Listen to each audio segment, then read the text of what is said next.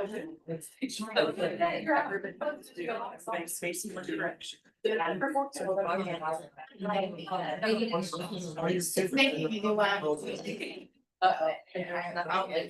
gonna check. Yeah, all right, it's not set up. It's 6:30, so we'll call this meeting in order. They stand for the Pledge of Allegiance, please. I pledge allegiance to the flag of the United States of America and to the republic for which it stands, one nation, under God, indivisible, with liberty and justice for all. Okay. First up is our honors and presentation. Mrs. Simon. Middle school student spotlight.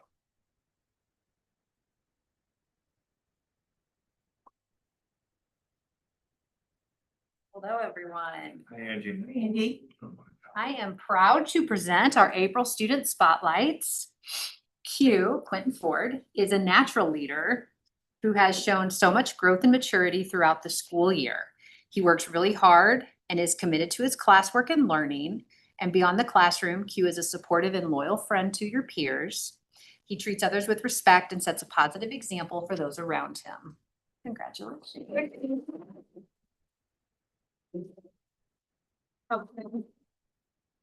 Our other student spotlight could not be here tonight, but Carly Simon consistently stands out for her exceptional attention to detail and a level of maturity beyond her peers. She approaches her work with dedication and always puts forth her best effort. In addition, Carly treats others with kindness and respect, making her a positive role model in the classroom.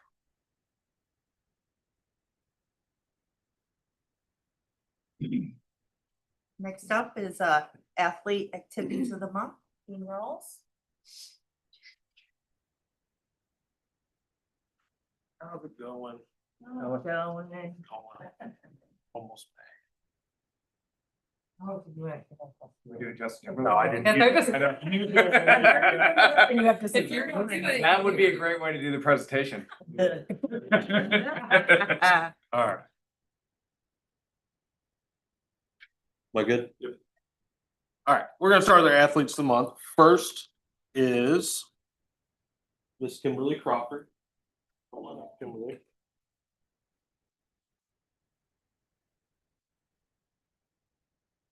So Kimberly's a junior. She's running track. Here's what Coach Wilson had to say.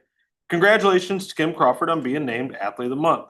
She consistently brings a great attitude to every practice, follows directions, and leads by example. Her hard work is paying off as she continues to improve on her times and elevate those around her. We are proud of the leader she has become. Great job, Kim.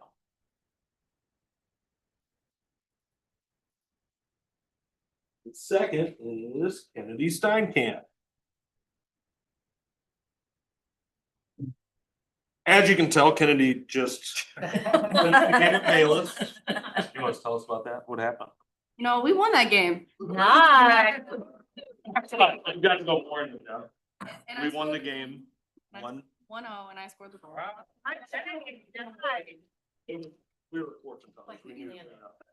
So this is what the coaches had to say. She is a freshman soccer player. Congratulations, Kennedy Steinkamp, on being named Athlete of the Month for girls soccer. Kennedy leads the team in goals, competes at a high level every time she steps on the field, and brings incredible energy to the games and practices.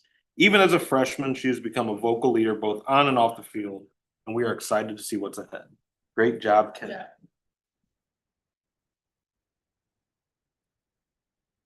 All right, let's do this.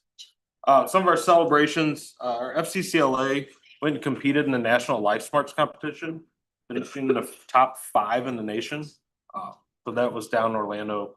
They did awesome, represented us great. A couple of fundraisers, the mini prom and the PTO bingo were great successes. That's a picture of the little mini prom down there. It was a really cool idea. Kind of thrown together last minute, but it was really successful and something they definitely want to continue doing. Peter Gattini, we found out he qualified. He is attending FBA Nationals. I think this is at least the 3rd year in a row he is qualified. So he does phenomenal in that. And then for those of you that were able to make it, we had an awesome turnout for the boys that got to go play at Grizzly Stadium. We beat the Storms on the way back. It was a little crazy, but that was really cool and something we hope to continue doing. And then looking forward, it's that time for the playoffs, so that's kind of what we got. The district track meet, May 9th, is at Luther North. The baseball district tournament is gonna be May 13th through the 16th. We're gonna try and squeeze it in. And that Hancock's hosting at Heine Miney. And then girls soccer, that's gonna be between Bishop DeBerg and Hancock's actually gonna help. So again, it's that time of year, things are wrapping up and we've had some really successful seasons, so we're looking forward to it. Any questions? Good. Sounds, thank you. Thank you. Okay, next up is the middle school board update.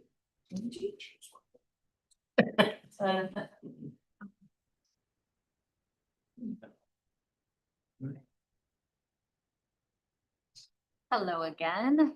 I feel like I was just here giving an update. Time has been flying. Okay, we will start with our celebrations at the middle school. We just finished our reading benchmark assessment that we take 3 times.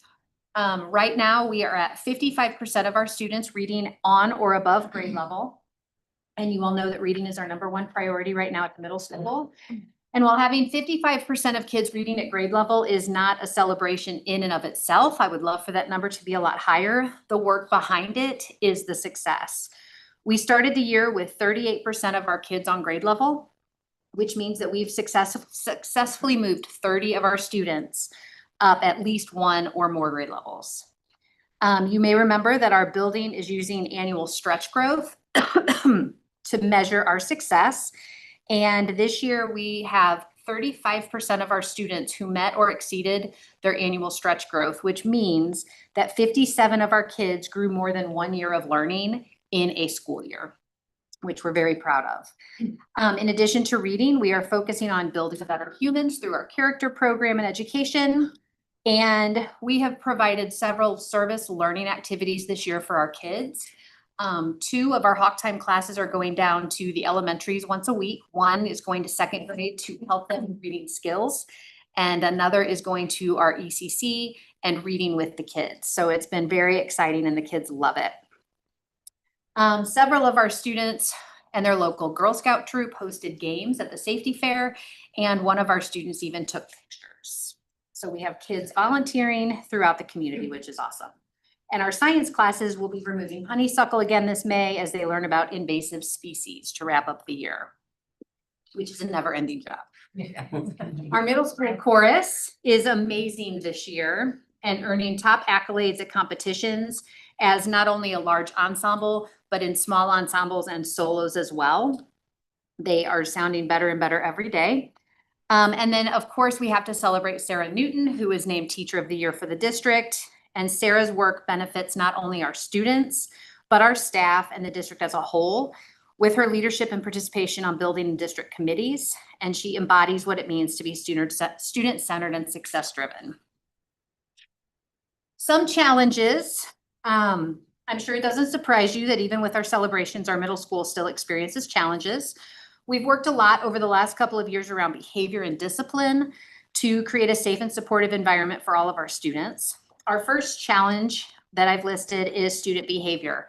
While our tier 1 response system works for almost 95% of the kids, meaning that the things that we put in place day to day are successful and 95% of our kids follow the rules, do what they're supposed to do, and the system works. There are the 5% of kids who unfortunately need a little bit more work.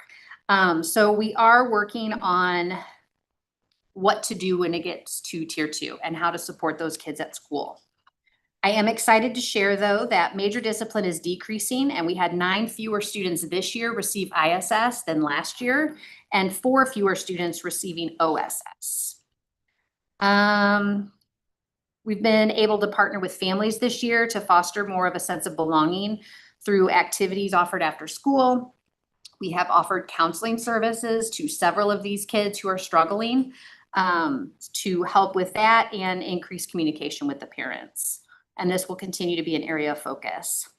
Our second challenge, of course, while we showed growth this year with reading, we always have more work to do. So that is still a challenge for us. We really, really want to get to that 100% of reading on grade level. And then our third challenge is middle school kids really struggle to think down the line and think about post-secondary choices and options. And so we are really trying to bring that mindset and just get them talking about it so that when they get to high school, they're ready to have the conversations. This year, we are adding in a career conversation with the kids during our 8th grade transition day when they go over to the high school and meet some of their teachers. They're going to be talking about it there. And then Mrs. Steinkamp has done a lot of work with Missouri Connections, which works the kids through a program that helps them kind of narrow down at least what areas they're interested in. So we will still be working on that.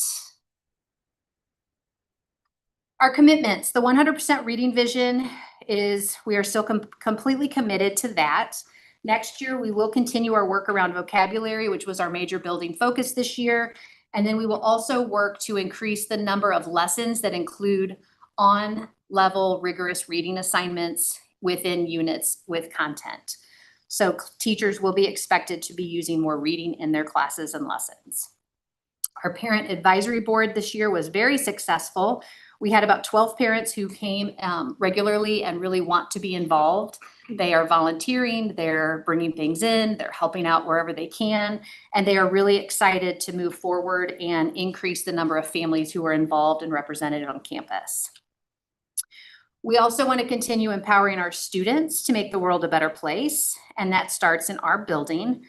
We will be updating Principals Council next year to include a more accurate representation of our current student body, so making sure that demographically it looks more like our student body looks, and continue to find ways to bring student voice into our decision-making model as appropriate for their age. Looking ahead, for the rest of this year, we have our transitions for our rising 6th and 9th graders. We are really excited because we in the past have done 5 or 6 different activities on different days at different times for our incoming 6th graders. And this year we're going to wrap it all up into one afternoon. So on one of those last days of school, when we have a half day, our kids will be out of the building. The 5th graders will come over. They will eat lunch in the cafeteria and learn how that works. They will go to the gym and work with some middle school mentors and do some activities about what middle school means, what it means to look and act like a middle schooler. They will do a classroom tour and meet their teachers, and then they will have an opportunity to ask questions of current middle schoolers. What's it really like? And so they ask lots of really good questions. The first one is always, how big is the locker and do we fit in it? Always. And I'm like, no, you do not. And then we will still have our parent meeting for incoming 5th graders on May 6th as well. So we have an opportunity for parents to get information and the kids.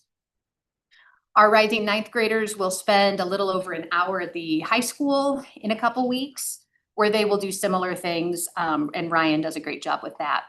We are in the middle of map testing right now. So we'll be awaiting those results excitedly and waiting for our APR results in the fall.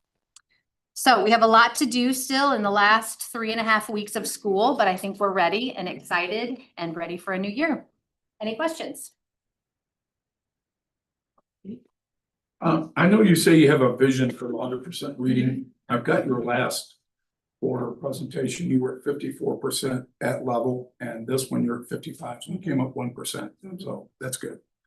But do you have a full plan to get there to 100%? I know that's your vision. Do you have a full laid out plan to get better? We do. It's small baby steps because it's a lot of hard work. But we are restructuring how we use Abby Espensheed, who is our literacy and reading interventionist next year. So she'll be doing more targeted work with tier 2 and tier 3 kids, which is that's where we see the biggest growth usually from our lowest readers because they have the most growth to give us.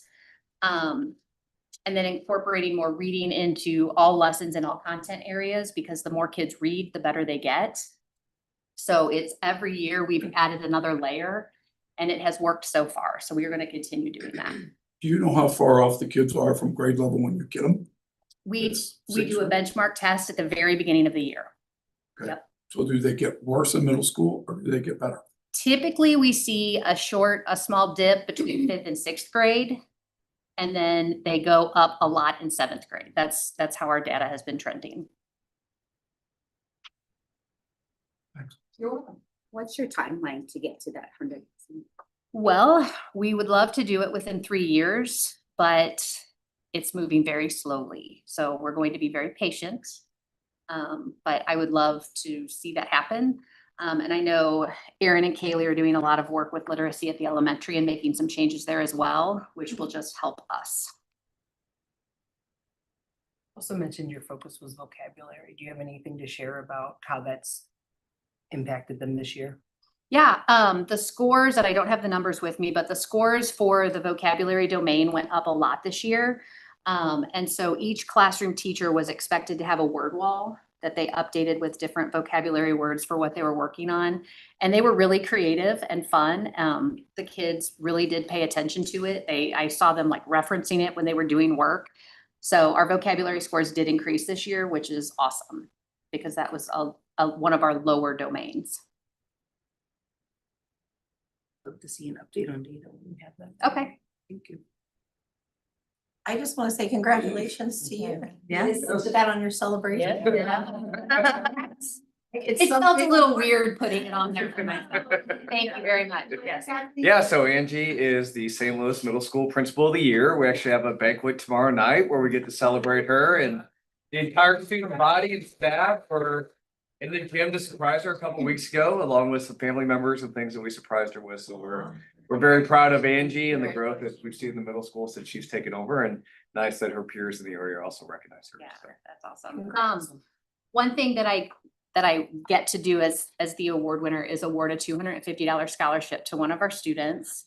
So I will be awarding it to Allie White, a current 8th grader who is just, there are so many nice things to say about Allie. I don't even know where to start. She's smart and polite and kind and just the sweetest kid. So she embodies everything that we want out of a kid at our middle school. That's awesome. Yeah, so I'll get to announce that tomorrow. Good job, Angie. We won't tell anybody. Yeah. Yeah. You know, And all the meetings watching at home. Thank you, Angie. You're welcome. All right, next up, can I get a motion to approve the agenda? I'll make a motion. Can I get a second? I'll second. All those in favor, say aye. Aye. Any opposed? All right, no public comments? All right, consent items 501 through 505. Can I get a motion? Or does anybody want to pull anything out for discussion? Can you pull 5-05?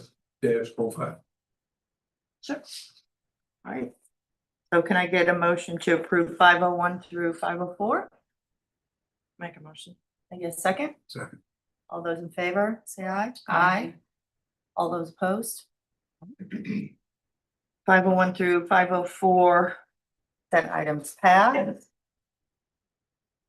Pete, did you have a question? Yeah, I just want, what are we replacing? The one that shows, the other one is just too bad. Yeah, so we are replacing bus number 7. If you look on page 2 of the memo, it's one of our older buses. Well, it's actually, one of our older buses, but also our higher mileage bus. At this point, the cost to continually maintain the bus is consistently $15,000 to $30,000 anytime something goes wrong and it's in the worst condition of all of our buses. It's the first bus we purchased since my first year in 2019, so we've had a pretty good history of maintaining the buses as best we can, but it's just reached a point now where the upkeep cost that, and we know the cost of everything continues to go up, and in addition to the cost going up, just the timing to get it. So it was really important for us to get it to you in April. As you can see on the timeline, this is actually a pretty quick turnaround to be able to get a new bus by October of next year instead of the 27 portion of the year. So that's why we're moving forward. And you decided to go with diesel again? Yes, sir. Any other questions? Just also the constituents of our district realize that busing for them here is a perk. Because the size of our district doesn't require busing of anybody except one. Yeah, bus. If I can elaborate on that, we really haven't talked about it since we purchased a bus last time in 2019, but the size of Valley Park, according to state statute, we would really have to, by law, bus maybe a dozen or more students, not very many. No. So it's a nice luxury. Transportation historically in the state of Missouri has not only not been fully funded, but it's been woefully underfunded, so it really does come as a direct cost of our operating expense and our local taxpayers' dollars. So it's a very nice luxury to have. Obviously, we know the importance of busing to get kids to school and every day to contribute to attendance so they can be with our great teachers and staff to learn every day. But given the size of our district and everything else, I will tell you, we're exploring a lot of options right now, even within how many routes we need. Do we need to reduce routes? Do we need to do different things in that regard? So we'll continue to explore that between now and August, but And busing comes to what percentage of our budget? I don't have that off the top of my head, Pete. But I think too, I want to keep in mind that it's a safety measure too, even Yeah. though we're small. Right. We have a major highway, Right. we have Yes, ma'am. rivers, we have train tracks. And we also So don't have that's a a lot of major- sidewalks for transportation to make it easier. So I think That's it's right. very important to keep that in mind, Yep. that it's a And luxury and a safety. And we have a lot of working parents, you know, dual household parents that are working and families that are working too. And so it's very nice that they don't have to transport their kids here while they're also trying to figure out how to bring paychecks and put food on the table at home too. Good point, Becky. Thanks, Pete. Any other questions? Can I get a motion to approve 5.05? Second? I'll second. All those in favor, say aye. Aye. Any opposed? All right, 5.05 Thanks for those questions. passes. Yeah, they were Okay, great thank you. questions. Thank you. No public comment on, so can I get a motion to adjourn? Second. Second? Misha? Aye, sorry. That's okay. Aye. Aye. I'll get it one day. I should, that was my fault, Lisa. I shouldn't have started with you. Try. As soon as it came out of my mouth, I thought, why did you say Alicia first? All right. You said- Aye. Should feel for it. I. And, I just, it looks up